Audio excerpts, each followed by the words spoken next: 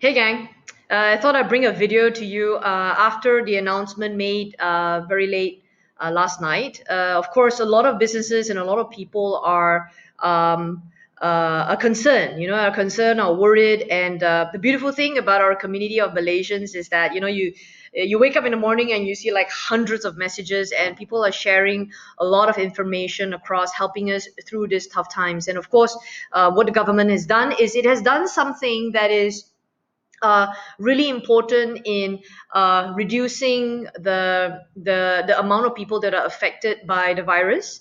And it's not just a person, it's not just social and community that needs to be looked at, but also businesses. And so there were a lot of questions around what is doable, how do I move forward. And so I thought I'd do a video for you guys in terms of how you lead in uncertainty. And I wanted to share some of these good tips with you, gang.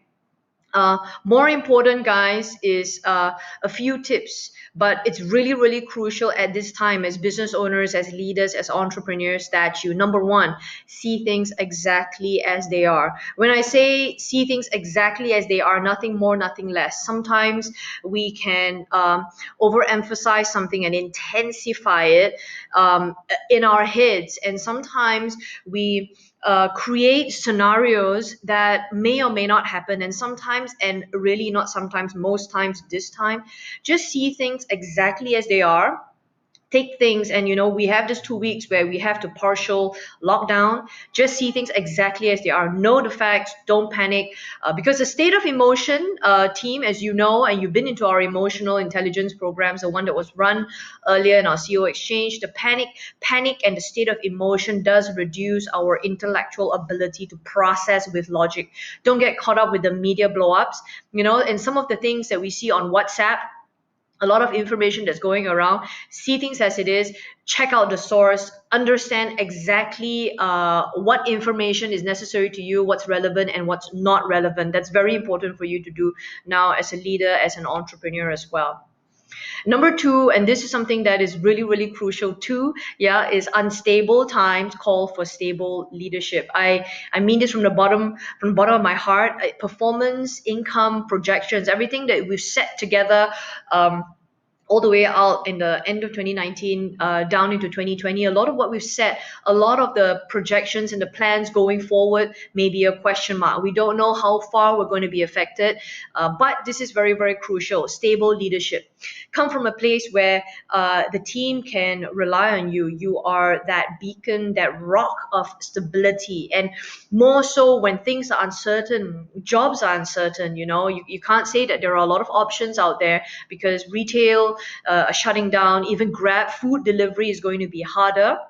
So it's very, very important that as leaders and as business owners, we speak up, we stay consistent and be reliable to those that we lead. So this is called leading your ship. And even if you're just going, geez, I don't know what's going to happen, but take things a breath at a time. I'm saying just 2 weeks at a time, 2 weeks at a time, a month at a time. If you have to take difficult measure, definitely that's going to be called for at some point, because you're not just making decisions for one or two people, you're making decisions for the whole ship. All right, but remember, unstable times do call for stable leadership. Is your ability to be stable in your values, in your ability to process and lead your team. Number three, know your circle of influence. What is the meaning of knowing your circle of influence? Those of you who are in some coaching sessions with me, yeah, I've talked about this before. Some things are in your power and some things are not. Some things are in your power to influence, like you can change the outcomes, and some things you can't. And to drive yourself completely crazy is to try and exercise influence when it's not in your power. Okay, so you know where it starts and where it stops. We don't have any power on the COVID-19. We don't have any power of how far it's going to spread. And some of our businesses, those people that I'm talking with you and you're watching this video, some of your businesses do rely on international income, travel, international revenue, and it's not just local. But some of these things cannot be in your control. So I'm going to talk at the later part of this video. What can you do? And so do everything in your ability, and those that you can't, laugh it off. Hashtag when we get serious, we get stupid. Remember this, sometimes when we get so serious about ourselves, and sometimes we just got to be able to laugh it off. Although we have to, laughing it off doesn't mean that it's not important. It is, but Don't get too serious until you start losing yourself. All right. So know your circle of influence. And number four, use this time wisely. I love this. Now, we're probably all, having to work from home. We're all probably projects are canceled, events, day, weddings, you name it, seminars, workshops, blah, blah, blah. Everything is getting canceled. I've got to shut down the store, blah, blah, blah. What do I do with all my team members? The perfect opportunity to do with your time what you could not have done because everybody was busy, busy. All right. So now is a perfect opportunity because everybody's unbusy.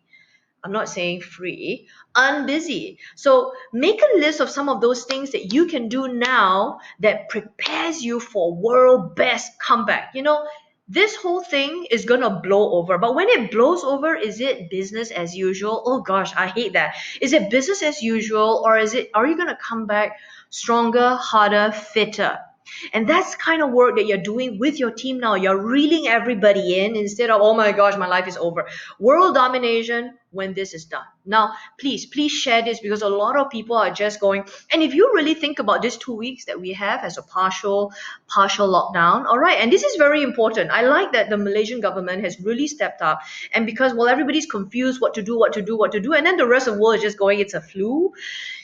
The Malaysian government has stepped in and says we have to reduce the curve. Now it's gone in 2 days, just went from 100 over to 500 over people. Now it's got to something's got to flatten that curve. So, and if it's something that we got to do anyway, what's the best that you can do from this partial lockdown? What are you going to do about it? How are you going to prep yourself for the biggest growth ever in year 2020, because it is not permanent? Number five, always a silver lining on a dark cloud. If I may, there's always a silver lining. A lot of people are practicing doomsday thinking. You know what's doomsday thinking? Like, oh my gosh. Now, for some of us out there, it is. Now, I want to say this.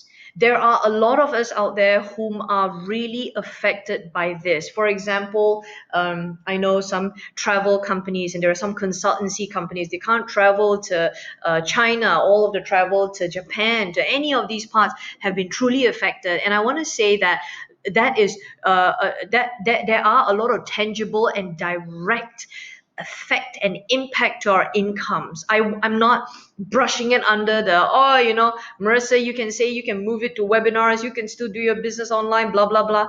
Well, I'm not saying that because I know some of us out there, and you're watching this video, you're just going, I don't know when. I don't know how long I can take this if business doesn't come through the door. And I know some of you out there that are being really, really strong. And my heart is going out to you being a business owner and a leader, an employer, an entrepreneur at these times. Not easy. And this is the thing. I'm going to encourage you to see the bright side thinking instead of the doomsday thinking, because doomsday versus bright side thinking is only a choice. And the more things that we can see bright sided, the more things that we can do. So if you keep thinking that that's the worst and we're in a really big pit and there's nowhere I can go, focus yourself on the things that you can still do. Look for the opportunities out there. And I know a lot of businesses, and the reason why I'm doing this video is because there are a lot of businesses out there that have been toying, maybe we should go e-commerce, maybe I should do some online videos, maybe I should do something with social media. But guess what? Because now you're shoved right out of your physical presence of your business. You're shoved right out of it. Suddenly your customers can't come to your store anymore.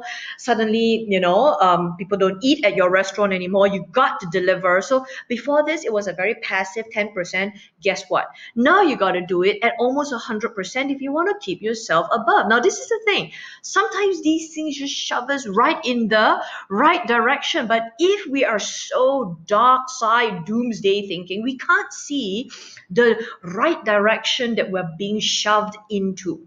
Okay, so this is very, very crucial, and I want to say adopt bright side thinking. So be done with a lot of that negativity, gang. All right. Although it is tough, I'm not discounting how tough it is for some of us. It is tough. But remember, gang, in a lot of where we're going, when we're leading others, especially through the muck, through the swamp, and through the difficulties that are wholly uncertain, we don't know how long, it is important that we lead self. So that's what this video is about, gang. All right. And I'm just going to go into I don't want to make this a long video because I imagine some of you are in your organization, you're coordinating, and then so a lot of questions have been coming my way. Coach, what am I going to do? A lot of my employees have to work from home now, I've got all this to deliver. I'm panicking through the roof. Do I reduce salaries? Do I this? Do I that? So there are a lot of questions, but I just want to ground all of that with the next segment. So stay up with me.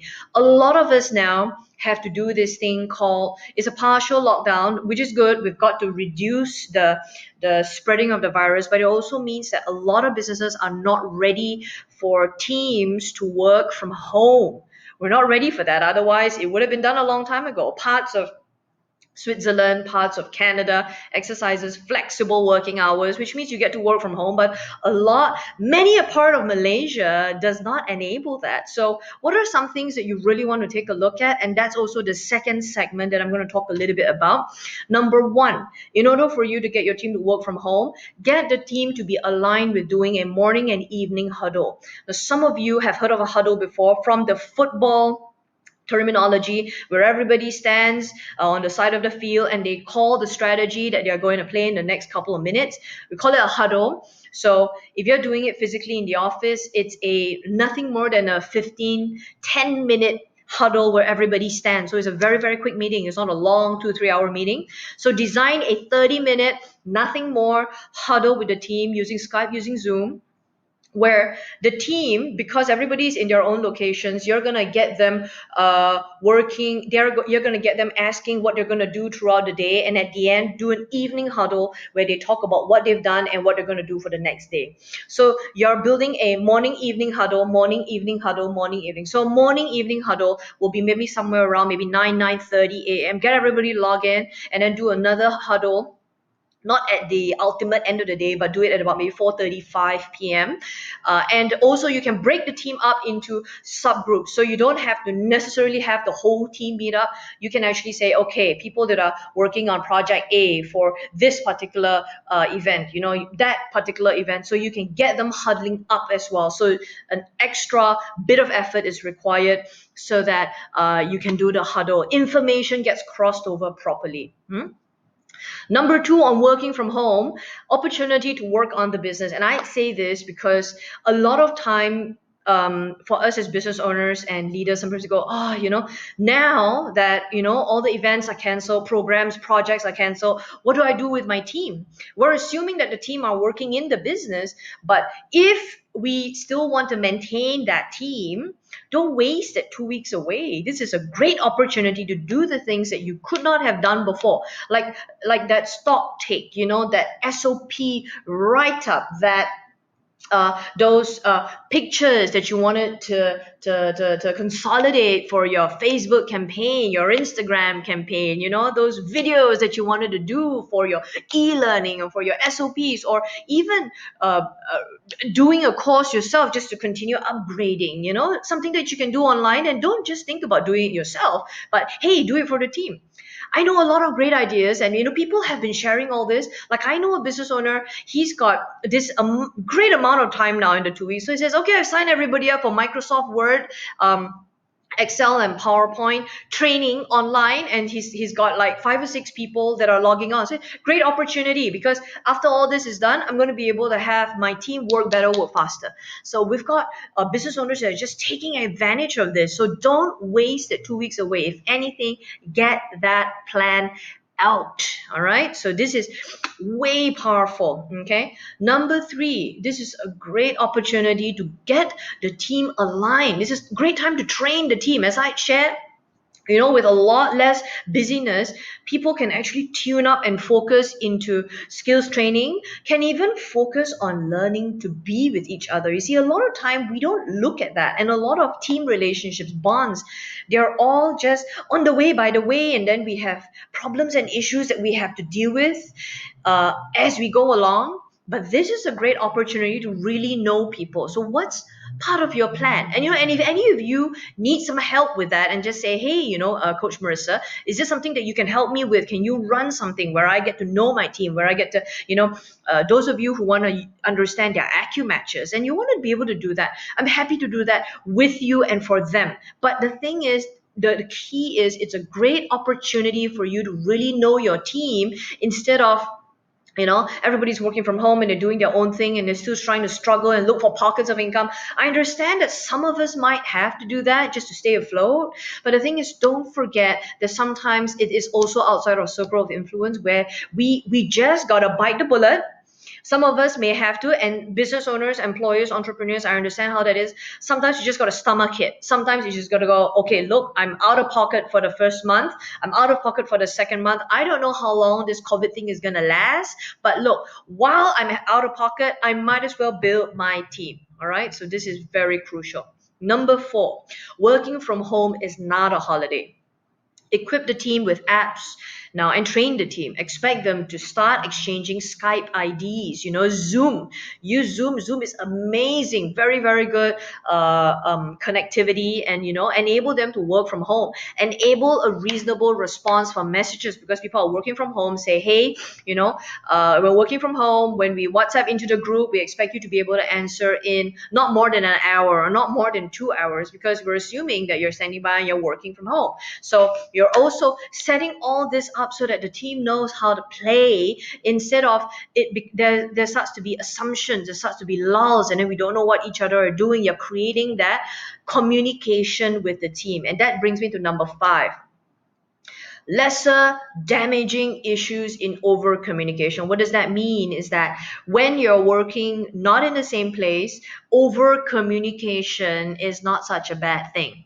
Over communicating can be, look, typing it out. Okay, I'm sending that email out now. Okay, I'm waiting for that response. So you're over communicating versus under communicating. Now, this is probably a blessing in disguise, because a lot of teams just don't communicate well. So this opportunity of working in different areas, further proximities, where I can't see you anymore, I can't know what you're doing anymore because you're in the same space as me, I'm forced to over communicate. So remember to put it out there to the team that when in doubt, ask and communicate. So remember this, there are just way more problems from under communication, because what leads from under communication is assumptions.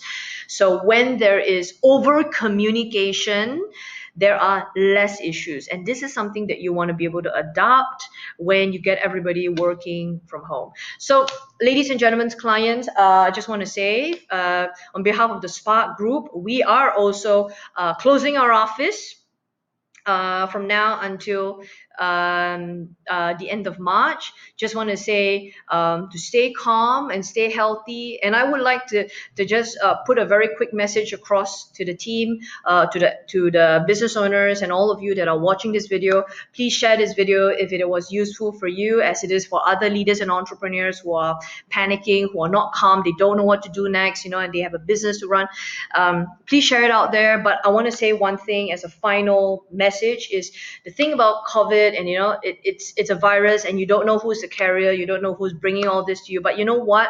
The key thing is to just make sure that you're well, you're eating well, you're exercising. You can still exercise, by the way, still can go out and run around the park, just don't go into a gym. And the third thing is sleep well. Okay, so eat well, exercise well, and sleep well. Keep your immunity up, because that's the best way to ensure that the virus doesn't come looking for you. So this is a very good opportunity as well. I would see it as bright side thinking, where you can get some rest, you can get some recovery time, stop running around so much, pick up that good book, relax, just stay at home, learn how to cook that new dish. There's probably something, that you can do just to take some time, instead of to continue worrying about the situation that's outside of our control anyway. So remember, gang, stay calm and stay healthy. All the best. Take care.